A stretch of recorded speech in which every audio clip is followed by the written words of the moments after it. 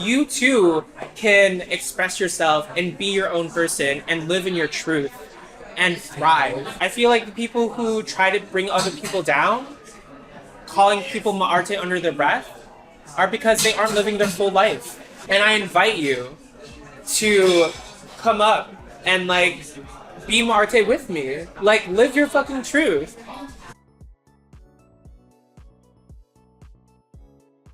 I wanted to show the world that I'm here, women like me are alive and thriving, and I kind of want to be the beacon of hope for girls like me to see that we don't have to just survive, that the struggles that queer people face, the struggles that trans people face, the struggles that Filipinos face, they're all related to each other. They're all entangled.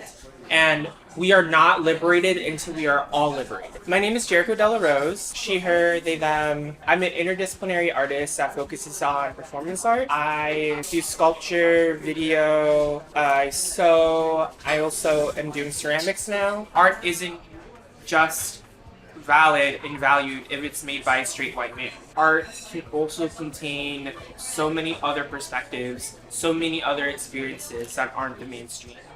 I think it was this intersection of my queerness. MAARTE, from my understanding, in its technical terms, means overly dramatic. And as it relates to my identity, I'm can I just say that I'm trans? And I think there is this disposition of trans women being too extra. I'm very colorful, out there. Women like me have actively been erased in society. I think for me, finding Filipino community, specifically queer Filipino community, wasn't just about making friends, but it was also about learning about myself and helping other people learn about themselves.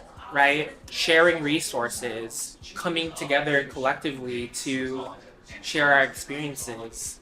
Ever since I was young, I knew I was different. I feel like I would always act very feminine. I would also look up to Sailor Moon. She was a normal, regular schoolgirl by day, but then becomes a superhero to defeat evil with literally the power of healing. I think that was kind of the thing that unlocked my gender identity. So when I was in undergrad, I really played with gender, played with drag. That was kind of my first step into femininity. It was lit until it wasn't. I think it was 5 years ago that I came home one day and my dad literally kicked me out for expressing myself. And I already came out to him as trans. But then that night he was like, actually, you're sick, you're an abomination. I was sobbing, and it was very traumatic for me to literally be another statistic of trans women who've been disowned by their family. That experience definitely informed my artwork, and I'm able to articulate and unpack the religious trauma that I grew up with. My dead name was, and of course, I did not want to inherit my father's last name after he disowned me. And I was always playing around with Rose as a theme. I also am really into French culture, or just French names. De La Rose came to mind as a last name, but then my first name, I was really inspired by the painting The Wrath of the Medusa, painted by Theodore Gericault. Theodore Gericault's last name sounded like my first name.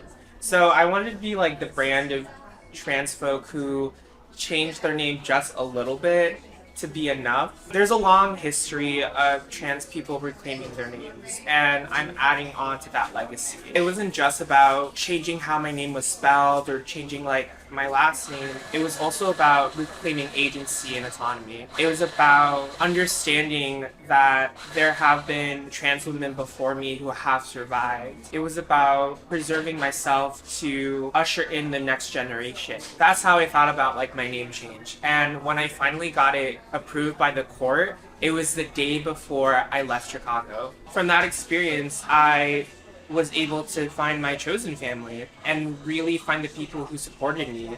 Taking into account people that are dear and close to me and wanting to further those relationships. I don't want to be stereotypical, but I love my boyfriend. Adrian is one of my biggest supporters One of the greatest loves of my life. A cis man actually treating women right. That's interesting.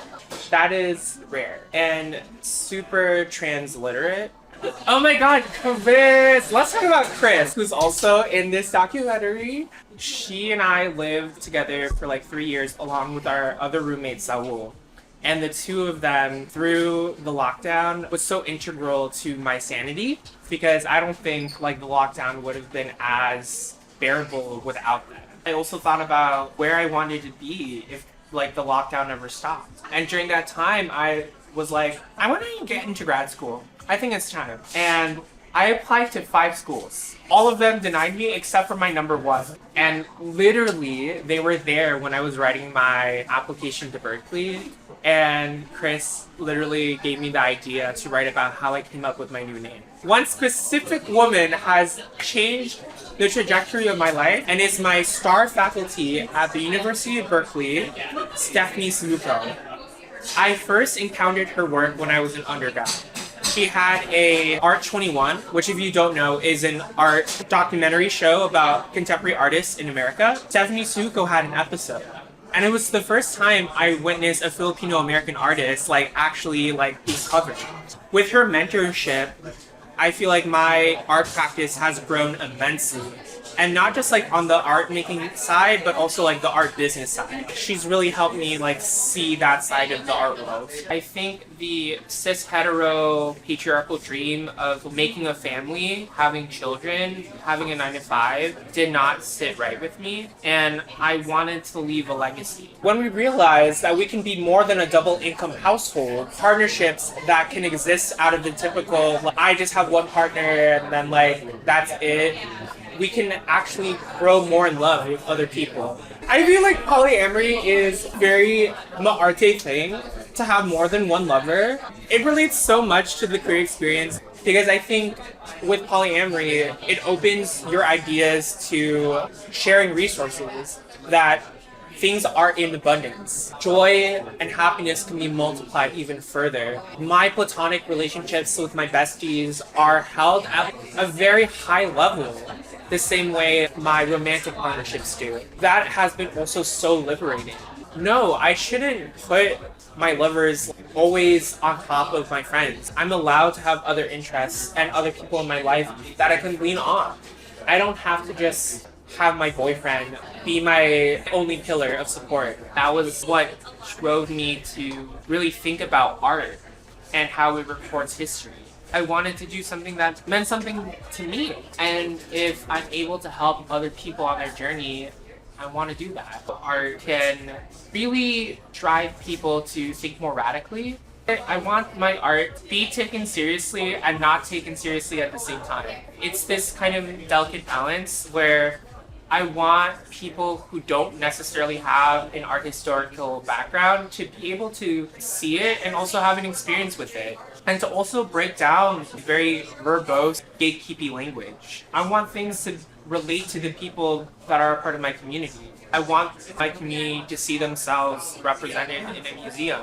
We are what you eat, and it's like a playoff on you are what you eat, but thinking about cultural consumption, ideas of authenticity.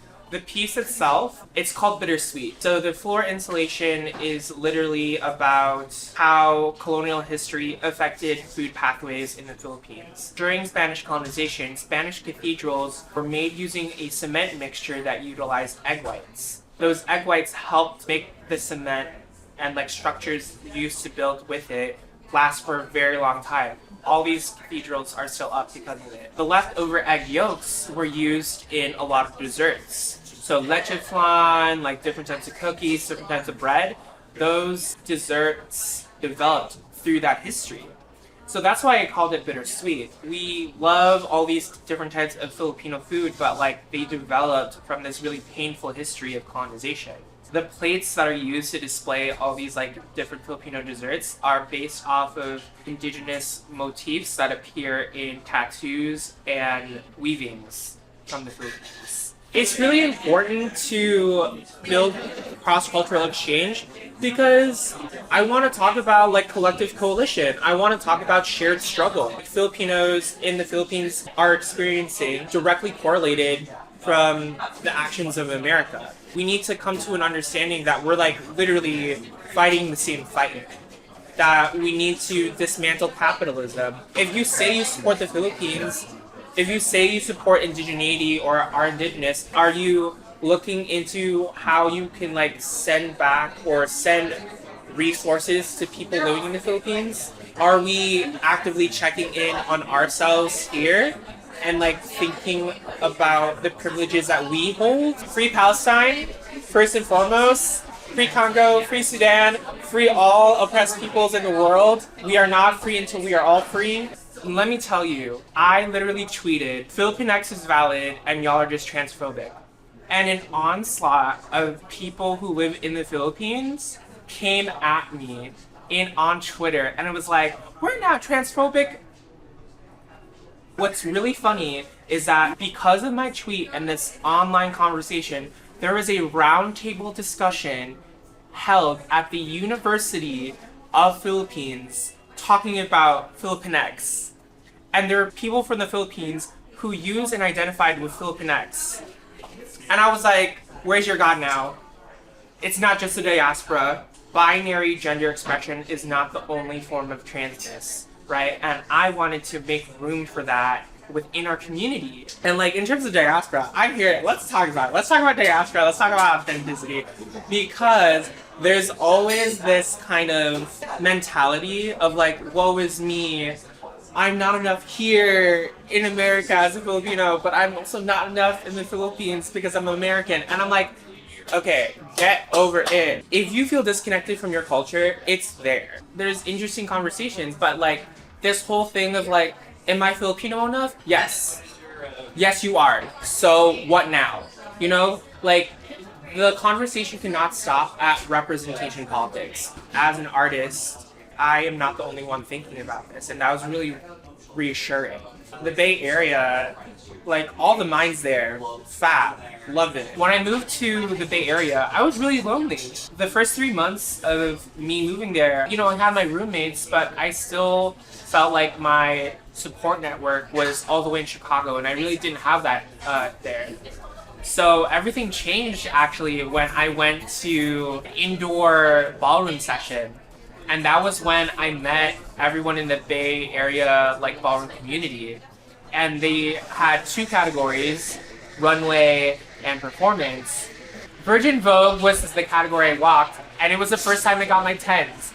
I walked here in Chicago a couple of times. I knew about ballroom, but I really didn't have my elements cemented. And I went out there, I was just like, fuck it, let me try to give something. And I won a battle, I still got my 10s, and that really kicked me off in getting to know the ballroom community. I was put into a group chat. My ballroom name is Bimbo Miskino 007. One thing led to another. I kept going to sessions, kept practicing the elements, and the mother of the Kiki House in Miskino was like, do you want to join our Kiki House? And I was like, me? You want me? I'm still a virgin. I said yes, and now I became the princess of my Kiki House. So, it's been fab.